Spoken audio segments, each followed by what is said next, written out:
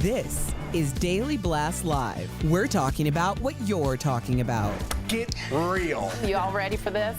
Dun dun dun dun dun. No. Y'all, just stop. This is a sham. Welcome to DBL. It's Wednesday, October 6th. I'm here with my friends, Erica and Tori. Nice to see you, Erica. I haven't seen you in a couple days. Thank you. It's nice to be here. You look glowing, as always. Thank you. Y'all look great yourselves. Thanks. Tori? Jeff? All right, let's get started. Monica Lewinsky is speaking out about former President Bill Clinton's role in their affair. So here's what she told Jake Tapper last night on CNN. Even gotten to a place where consent was a question. So it was wholly inappropriate as the most powerful man, my boss, 49 years old, I was 22, literally just out of college. And I think that the power differentials there are something that I couldn't ever fathom consequences at 22 that I understand, obviously, so differently at 48. All right, it's Jake Tapper. There you go. There's a little confusion there. I didn't even listen to that clip, to be perfectly honest with you. But I am watching this series. Are you guys watching Impeachment Trial? I haven't started it yet. I really like it. They do a great job, no matter what they do, the OJ trial. They do a really great job of putting it together. It's fascinating. You're not watching it? Of course I am. Oh, okay. What do you I think Clive Owen looks nothing like Bill Clinton, Well, but everybody aside, else looks great, and it's a aside. great show. Monica Lewinsky at that is only 48, and Bill Clinton at the time was 49, so she's not even as old as Bill Clinton at the time of that. A lot of us forgot it's almost a 50-year-old and a 20-year-old. And that's really a strong difference. And Monica also was in the middle of DC power elites, making you feel somewhat intoxicated. So I know she produced Impeachment with Ryan Murphy. I think it's fair that we realize she had the lower hand in all of this every step of the way and got most of the blame. That's fair to say, I think. Well, yeah, I think when we look back, a lot of people right now are saying, are we talking about this? And she's the one that's bringing it up. It's like, if you were 22 and for the past, 25 years or so, your name has been synonymous with this scandal, then at what point do you get to reclaim your name and your narrative back? So I can understand her being very transparent. By doing this project, she has to be more transparent with what happened.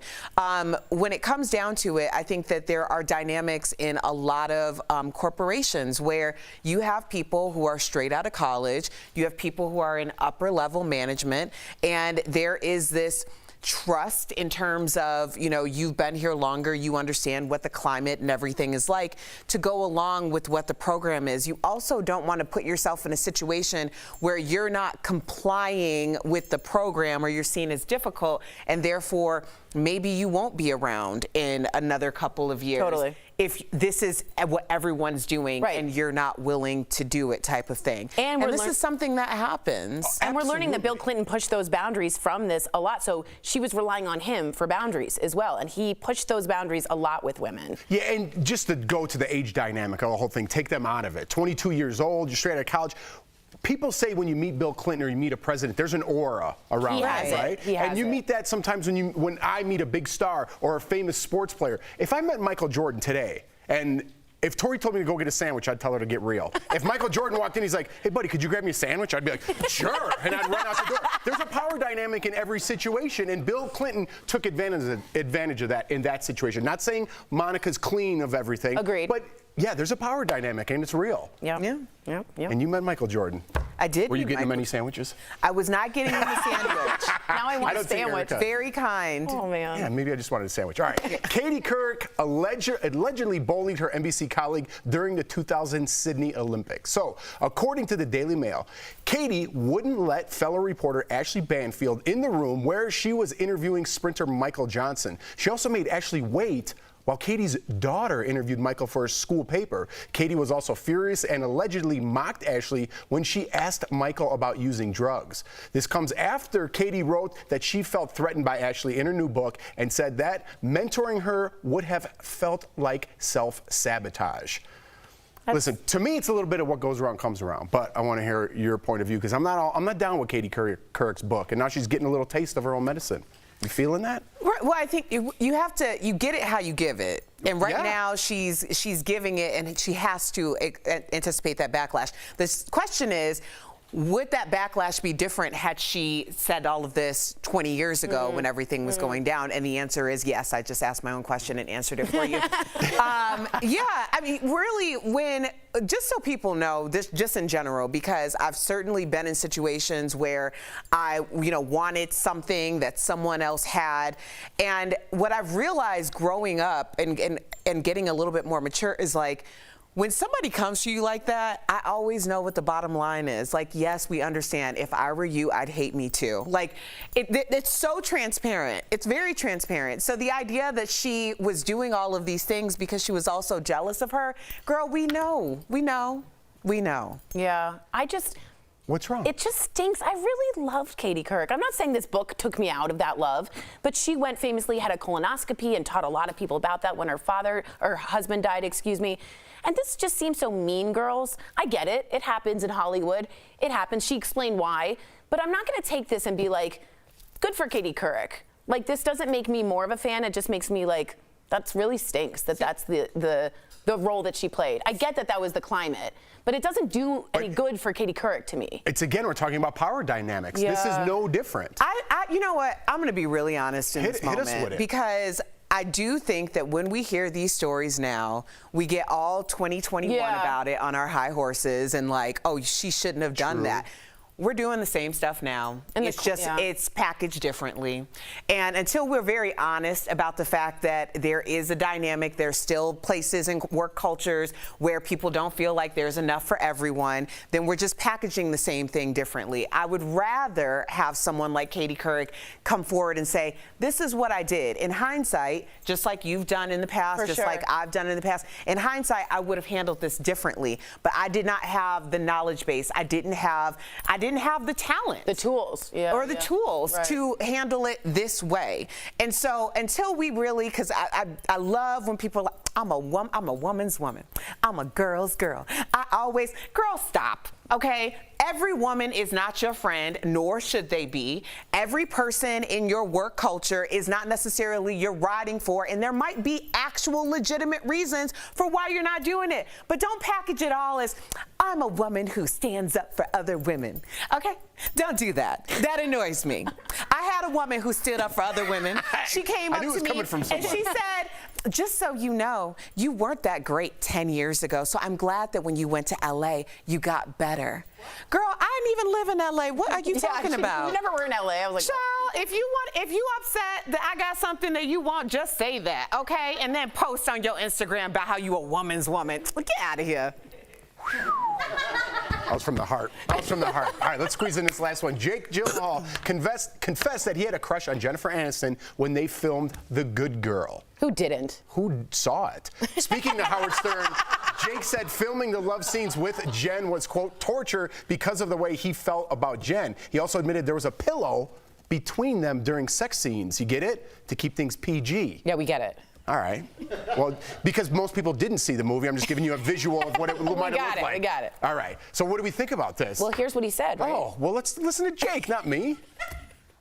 Pillow saved you. She didn't know what was going on. You were able to. You have the pillow technique. Yeah. Oh my God. Who suggested the pillow? Who taught you that? Was that a Lee Strasberg kind of move? I think that was actually a Jennifer suggestion. I think she was actually very kind to suggest it before we began. Yes. Wow. She said, "Young man, you might need a pillow here." And no, she was like, "I'm putting a pillow here." That was it. Wow. That was all she said. Yeah. I think I remember. Oh that. my God.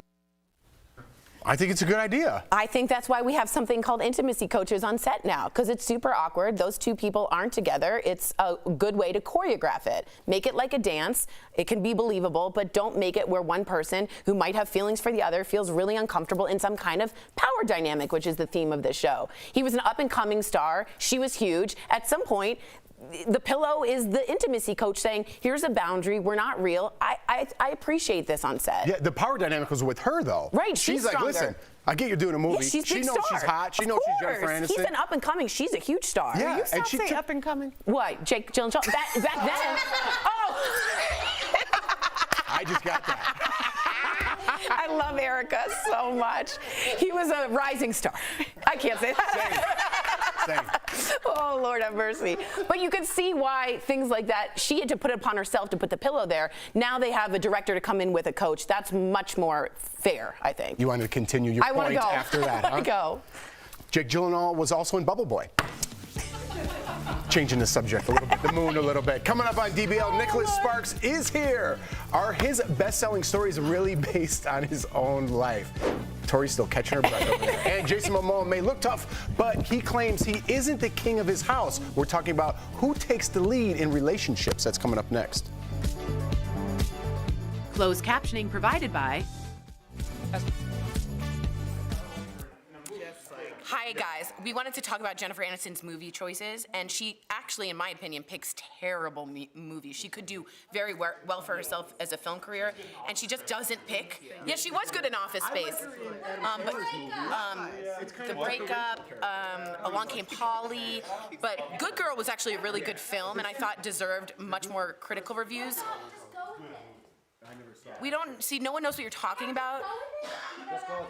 Let's go with it. I did see that. With Adam Sandler and Jennifer Aniston. That's what I just said. Like those Adam Sandler movies. Jennifer Aniston could do way She's better. great at those. No, that's fluff. She's got some good comic timing. She could be way up there with like the comedic geniuses. I mean, she's really good. If you've ever seen her audition for Friends or things before that. Let's take it that it's hard for a TV star that's Rachel Green to go and do movies. So bravo to her. I'm trying to think of another one. Ross, where did he go? He was in still Rachel when she did the Good Girl. Yeah, I think. But I mean, it's hard to make that jump, Joe. Yeah. Like it's hard to do that jump. So who has successfully, as a TV star, made it to a movie? Major. Who has successfully gone from TV to movies successfully? George Clooney, I think. Will Smith? Oh, yeah. Tom Hanks? George Clooney. John Travolta? Okay, so a lot. Are there any women? Are we talking about Leonardo women? DiCaprio? Let's talk women, though. Yeah, but those characters weren't like iconic. Like those Friends characters were iconic, and she's really the only one who had success. Lisa Kudrow, they all did things Kudrow after. did okay. She did it well. She did No, it but not She like got Jennifer Emmys. Aniston. She I did think it's more a matter of how versatile and talented the actor is. Or your agent. Can they be a movie actor? I don't know.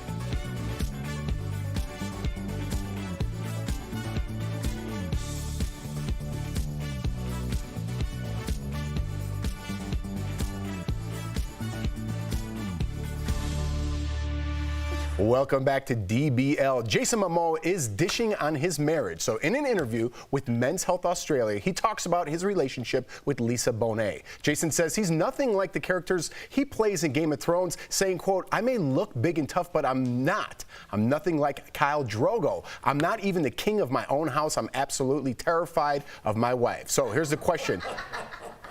That was Jason's words, not mine, although they could have been mine. Who wears the pants or who is the king in your relationship? And what does that even mean these days? Does that still have a meaning to you, ladies? May I say that? Or is that, can I say well, ladies still? I am a lady. Okay, just making sure. Lady in the streets. Sorry, I cannot, I don't know what's wrong with me today. I do think that when it comes to gender roles, yes, that is very antiquated, but I don't think there's anything wrong with there being roles in a household. That's the way that my household functions successfully, and I do believe my household functions successfully. There are some things that my husband takes care of more than I do, and that might be considered a traditional male role. I am happy to let him have that because I know when I try to take care of those things, things don't go as smoothly. So I think, just kind of doing things that you're great at. I love your partnership, and it is a real partnership. I think when you realize that women weren't allowed to have their own credit card since 1974, you realize that women didn't have agency to be part of that king of the household. They weren't allowed to go to grad school. My dad went to law school. Women were not allowed. So at some point, women didn't have the agency to be part of that household, or at least a matriarchy, which you see. King of the household, to me, very outdated. Pants, Come on, we all wear pants. I think what you hear now is partnerships. I'm in a partnership. This is my partner. That is, to me, much more modern and much more now, and it's much more, it's equal. It's a lot more of equal. And I think women being able to make their own money and have their own credit card and banking makes that a more equal relationship. Yeah, I think that's crazy. Isn't that crazy? No, I think what you're saying is crazy. Oh. That's what I think. I think saying there's a hierarchy. If you put 5 monkeys in a room, there's going to be a hierarchy. Okay, there's a hierarchy in everything we do. Do you want to change playing cards to not have king and queen and ace and have someone on top? Do you want to change chessboards and not have pawns and kings and queens? Do you want to change the way we look at life because of a hierarchy? To say someone wears the pants doesn't mean it's male dominated. My wife wears the pants in my family. Well, that's where that saying comes from, because women couldn't wear pants. But all sayings come from somewhere. There's kings that rule there's also over queens. places. But we take these words and now we're offended by these words. We have to change the way we do things.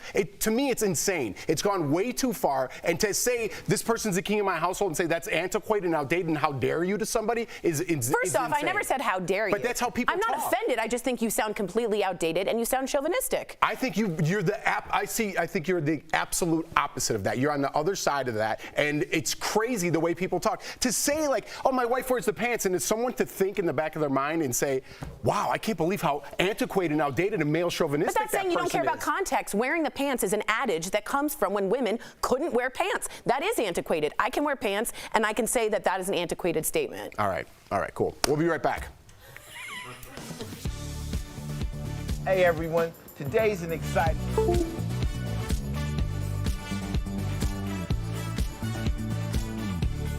Let's talk about what this drug is and how it's different from treatments already out there. It's a laboratory-made version of virus-blocking antibodies that help fight off infections. If authorized, this drug will be the first long-acting antibody treatment to get emergency authorization for preventing COVID-19. 2 other antibody drugs have been approved for use after possible exposure to the virus. AstraZeneca's head of research and development says the long-acting formula is designed to boost immunity for up to a year. If approved, this drug likely would not be available to everyone. AstraZeneca says they want to protect people who don't get enough protection with the COVID-19 vaccine, like people with compromised immune systems. The company says late-stage human trials showed the antibody drug reduced the risk of developing symptomatic COVID-19 by 77%. More than 3/4 of the participants had suppressed immune systems because of conditions like cancer or lupus. It's important to note the FDA has stressed antibody drugs are not a substitute for getting vaccinated. AstraZeneca also said this drug would provide more protection along with getting the shot. Antibody drugs are expensive to produce and require an IV or injection and healthcare workers to administer. Health experts agree vaccines are still the most effective, longest-lasting form of protection against the virus.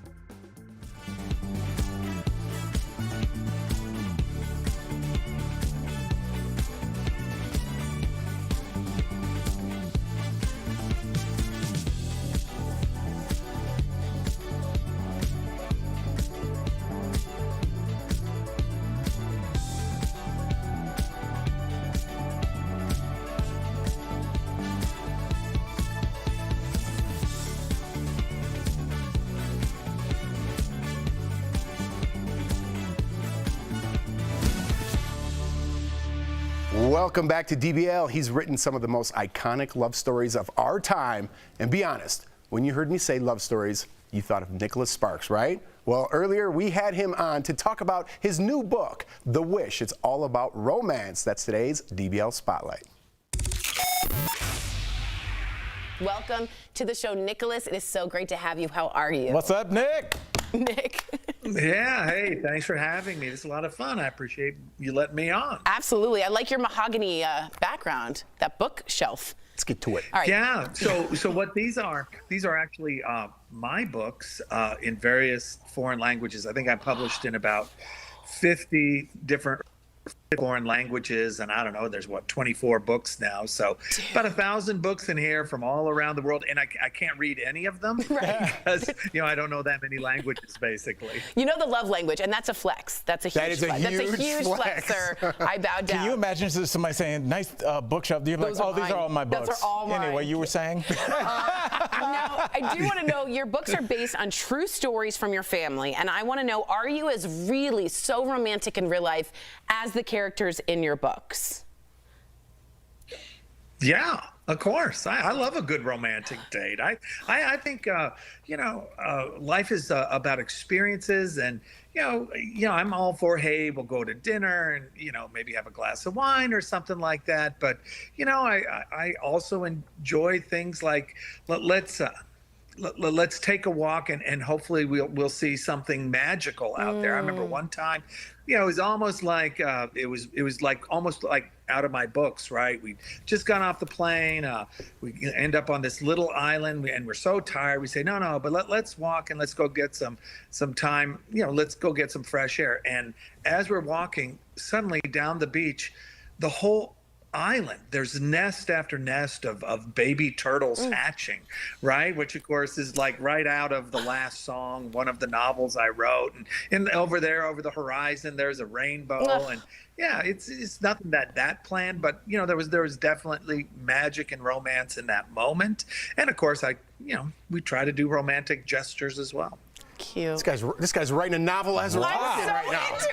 He's amazing. So let's stay on romance. People love that. Should the man or the woman take the lead on romantic gestures? You wrote The Notebook back in '96. Times have changed. Things have evolved. Has your writing as well? Interesting. Yeah. Okay. So you'd like to think your writing has improved, right? I've been doing it for a long time, but I will say this though. It's just as hard to write a book now as it was way back then. I don't know. You try to always improve. So the challenge is just as high. I still rack my brain trying to come up with good stories. And as to the other question, romantic gestures, I think it works best when both people do romantic gestures. But really, often the best kinds of romantic things are just showing the other person that you're thinking about them when you're supposed to be doing something else, right? It's a text from work saying, hey, thinking about you, looking forward to seeing you, looking forward to a great dinner tonight. Our viewers obviously love The Notebook, and if I don't ask this question, they will kill me. So do me a favor. We have a viewer here, and we're going to play your question now. Can you give me some tips on writing a love letter to my husband? Yeah, I can. Okay, the best way to write a love letter is to set the scene. Where are you? I'm in the kitchen, at a table. The sun is going down, the sun is coming up. There's a cup of coffee beside me, a glass of wine beside me. I find myself struggling for words. It's always a great line because it's hard to capture everything that I'm feeling in this moment. Okay, there's a wonderful opening first paragraph, and then you go on. You say, when I close my eyes, and then go into some very specific memories that you share, just the two of you. It might be something about your honeymoon or the birth of a child, or just a quiet night where she was crying or he was very upset, and you comforted each other. And you just kind of replay these moments and make them personal and explain why they meant so much to you. Do that for a few paragraphs, then consider yourself lucky. Tell them why you're lucky. Thank them for being with you, and then that is one heck of a love letter. Bravo, sir. Whoa, I just fell in love. Man, I'm going to slide in those DMs. We better watch out, Nick. The Wish is out right now. You could grab a copy anywhere books are sold. I know because, look, I got one in my hands right here. Clever. We'll be right back. Promotional consideration is brought to you by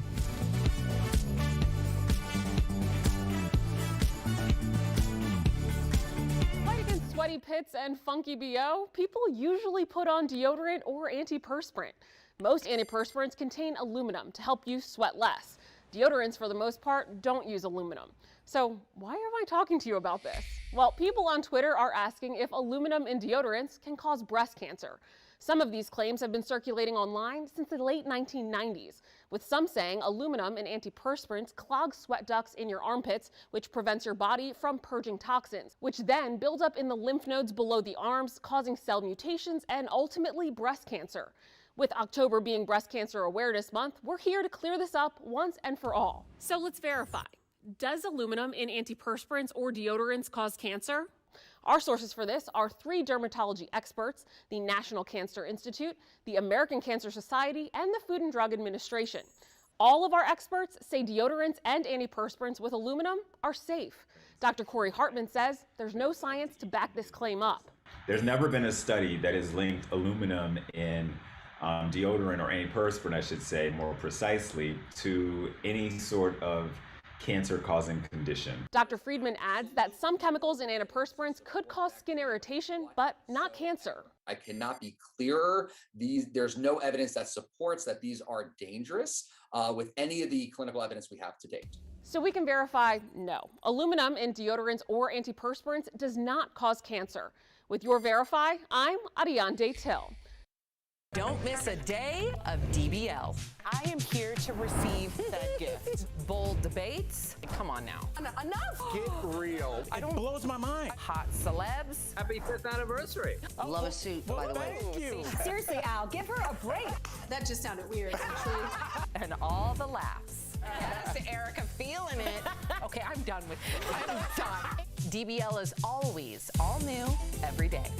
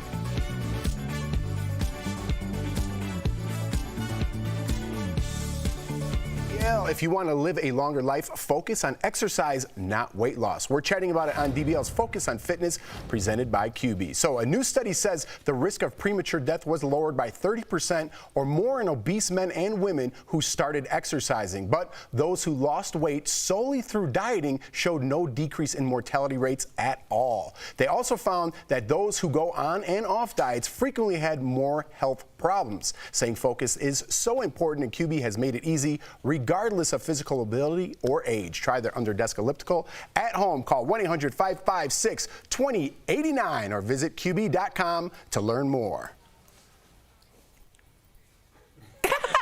See you guys tomorrow.